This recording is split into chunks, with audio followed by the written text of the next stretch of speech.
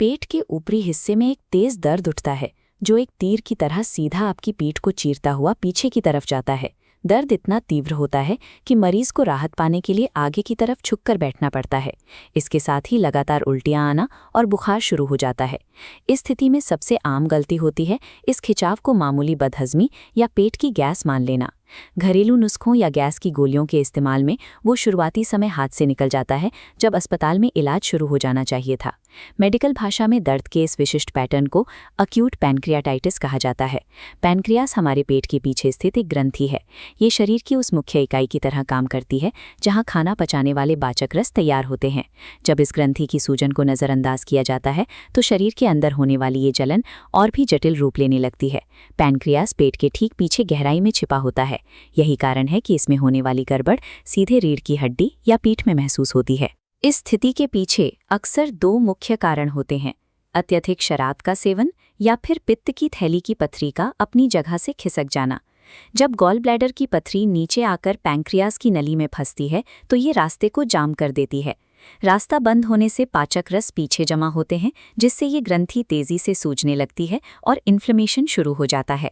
वो अंग जिसका काम भोजन पचाना था अब बंद रास्ते के कारण खुद अपनी ही सेल्स को रासायनिक रूप से गलाने और नष्ट करने लगता है।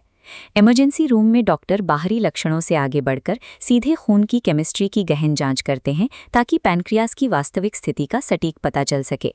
इसके लिए लैब में शरीर के दो मुख्य पाचक एंजाइम्स के स्तर को मापा जाता है: सीरम लाइपेज और अमाइलेज।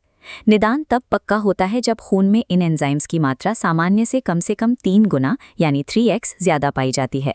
डेटा में ये 3 गुना का उछाल डॉक्टरों को इशारा करता है कि मरीज के पाचन तंत्र को तुरंत ऑफलाइन मोड पर डालना जरूरी है। अब इलाज एक विरोधाभास पर टिक जाता है। किसी ऐसे अंग को आराम कैसे दिया जाए जो अपने ही प्राकृतिक काम से डैमेज हो रहा है? इसका समाधान है NPO यानी नील परोस। मरीज के लिए मुंह से कुछ भी खाना या पीना पूरी तरह बंद कर दिया जाता है। चूंकि भोजन पैंक्रियास को सक्रिय करता है इसलिए पूर्ण उपवास ही एकमात्र तरीका है जिससे ग्रंथि को पाचक रस बनाने से रोका जा सके और उसे ठीक होने का मौका मिले। लेकिन इस शटडाउन के दौरान शरीर को हाइड्रेटेड रखना और हीलिंग के लिए पोषण देना भी एक बड़ी चुनौती है। इसलिए IV फ्लूइड्स की मदद ली जाती है।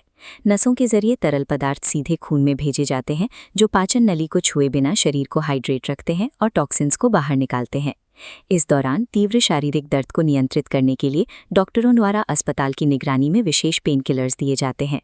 एक्यूट पैंक्रियाटाइटिस से उबरने की कुंजी समय पर पहचान है। पीठ की ओर जाने वाले दर्द को गंभीरता से लें, घरेलू उपचारों के चक्कर में ना पड़ें और अस्पताल की मदद से अपने पाचन तंत्र को वो जरूरी रीसेट दें जो आपकी जान बचा सकता है।